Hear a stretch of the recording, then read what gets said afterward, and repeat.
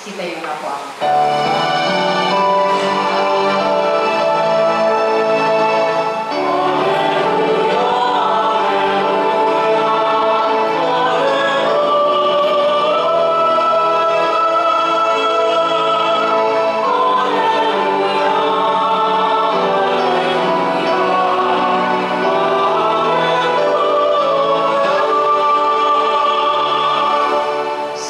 Kayo sa akin at kayo aking gagawin katapat ko sa tungkulin.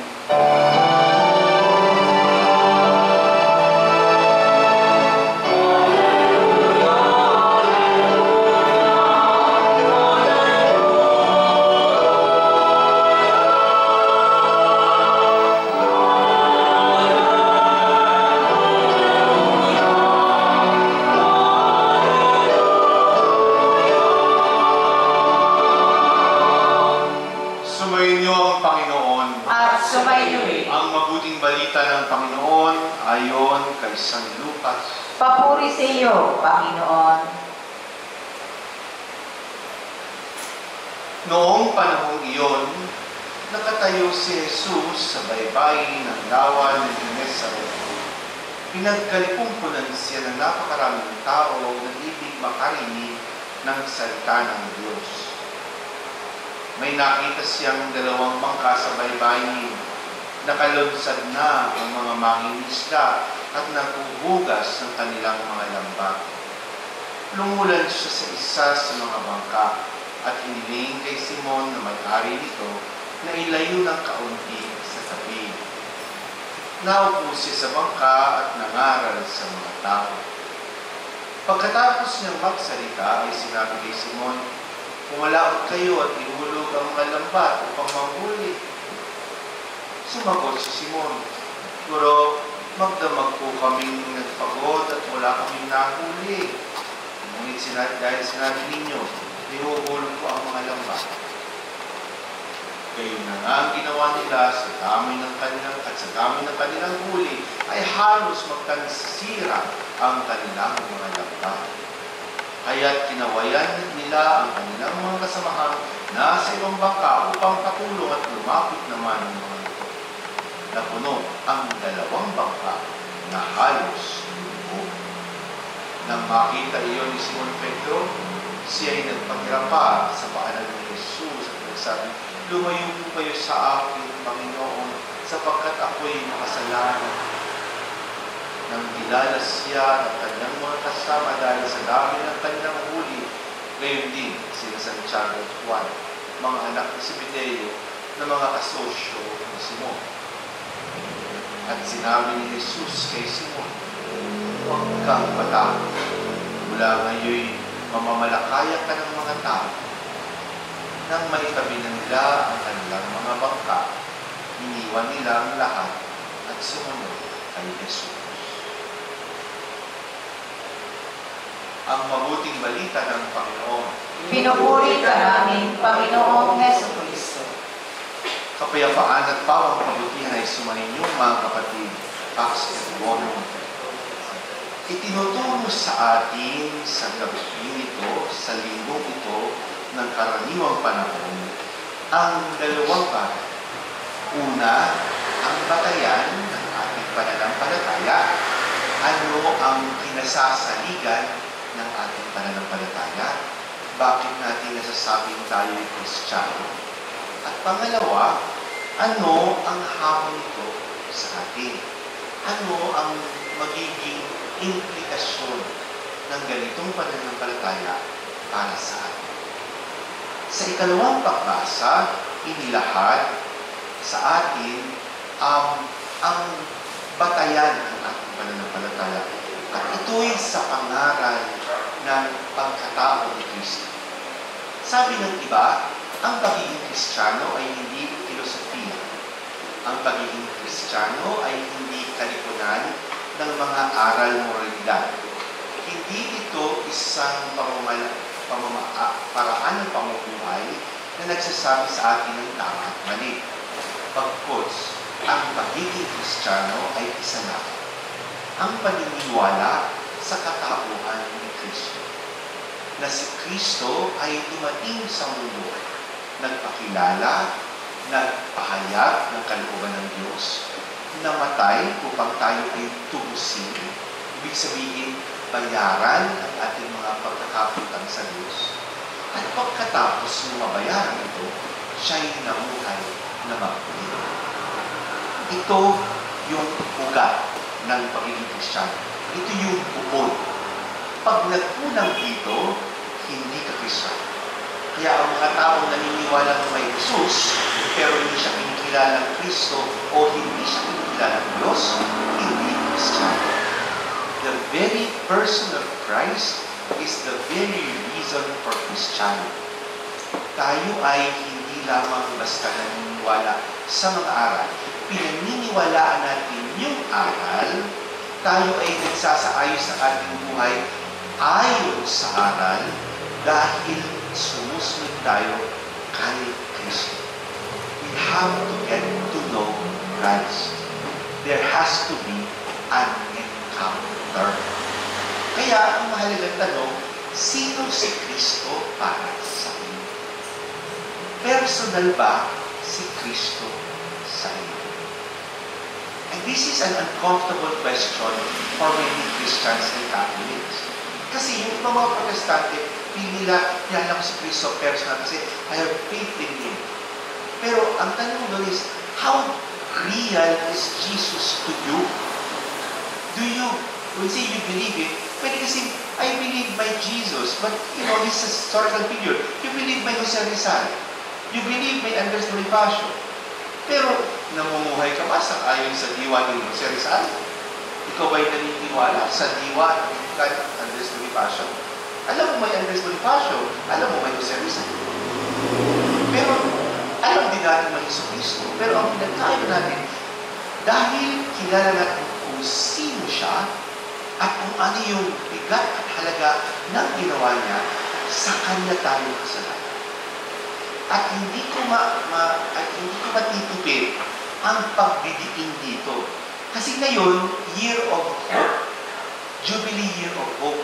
At ang sinasabi sa atin, kaya tayo may pag-asa dahil kay Kristo. Ang pag-asa natin, sabi ni Pope Francis sa kanyang document, hindi yung pag-asa na tayo'y bubuti. Ang tawag niya doon, optimism.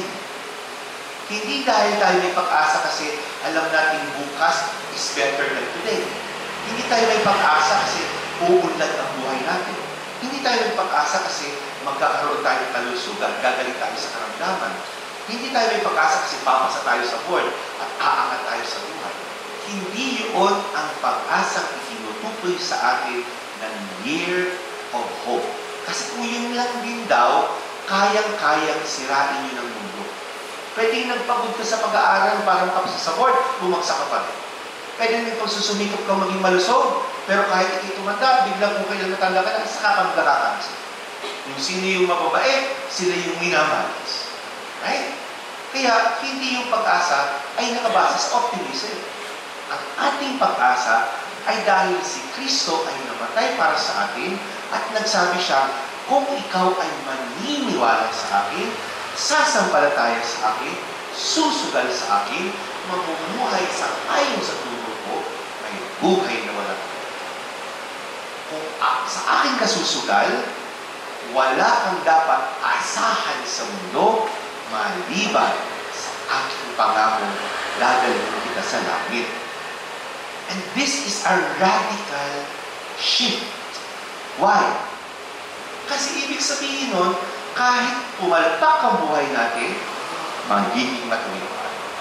Kahit maging mahirap ang choices natin, magiging matuwid tayo.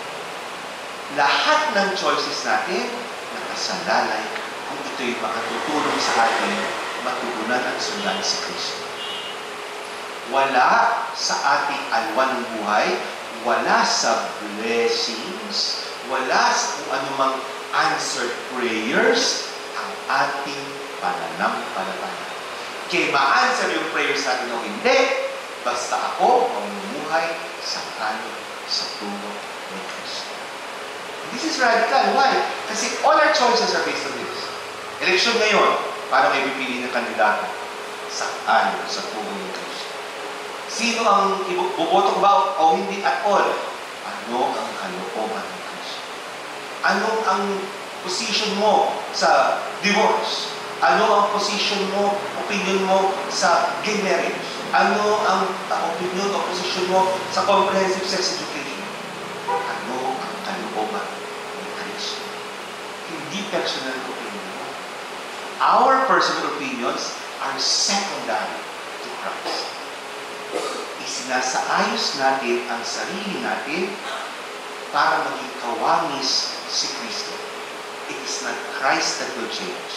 Hindi doktrina ang magbabago. Tayo ang magbabago para kay Kristo.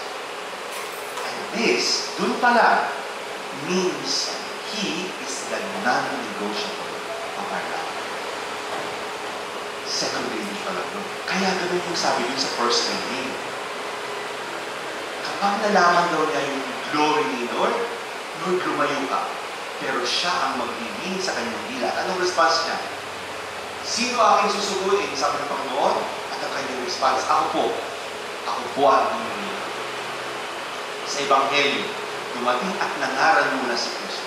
Kasi nakita niya, mapapagkatiwalaan mo ako. Bakit? Umaga na. Walang nangingisda sa umaga. Walang nahuhuli sa liwanag, sa mga lambat. Sa gabi yun ginagawa. Bakit? Kasi may dalawang maliit ilawan, maa-attract yung mga isda doon sa ilawan, magkukulungkod sila doon sa likod sa paligid ng ilaw, saka sila ang isa na namas, huli. Eh pag maliwanag, kalat yung mga isda. Pero bakit mo sila yung naglambat? Mas marami silang nahuli sa gitna ng liwanag. Kung hindi noong kadiliman, kung saan yun ang parang sa isip ng tao, yun ang tamang panahon para mahuli. Kaya nagulat sa Simon Pedro, Lord, lumayo kayo sa akin. Hindi ako karapat-dapat sa presensya mo. Makasalanan po. Pero ano ang sabi ng ating Panginoon? Huwag kang mag-alala. Susuguin kita para mamingwit ng tao. At tayo mga Kristiyano, ganito ang hamon. Mamingwit ng tao. Ibig sabihin mo, kumbinsihin ang mundo na Kristyanismo ang landas sa kaligtasan. Ipakilala sa mundo na si Kristo ang lunas sa lahat ng problema natin. Na ang salot ng ating lipunan na nagagaling sa kasalanan, sa iba't ibang paglabag, sa kalooban ng ating Panginoon. At kung nais natin magbago, yan ay kung susukatin natin ang ating lipunan at susukatin natin ang ating mga politiko sa sukatan ni Kristo. We have to hold people accountable to our values. Kaya hindi totoo yung sinabi ng isang obispo na dapat daw yung ating pananampalataya at values atin lang. Kasi huwag daw natin i-impose sa iba na bagyo sa itinuturo ni Kristo. We are Christians because we are sent to the whole world to baptize everyone, to proclaim Christ, and to call all to follow Jesus. Now, if you say, ako naman po'y ordinary, hindi ko alam yan, mahina ako dyan, hindi ko kapakilubong sa kakilala sa Panginoon, then that is a clue. You are called to deepen the relationship with Christ. Kaya tayo nasa karaniwang panahon. Upang ito ay huli natin, mas lumalim ang pagkakilala sa kung sino si Kristo. Ang lingguhan natin mga Ebanghelyo, pagpapakilala ni Kristo sa kanyang kalooban at turo upang tayo ay mabago niya at tayo ay maging kasangkapan niya na baguhin ang mundo. As a final note, anong sabi ng ating Panginoon somewhere else in the Gospel? If you think I came to sow peace, no. I came to set the world on fire. Ibig sabihin mo, si Kristo ang choice ng mundo. Kay Kristo ka ba o hindi? At yun yung tanong niya, will you be journeying towards eternal life or will you be living according to your own desires? Ikaw ba'y pangmundo lamang o ikaw ba'y maglangit? choice.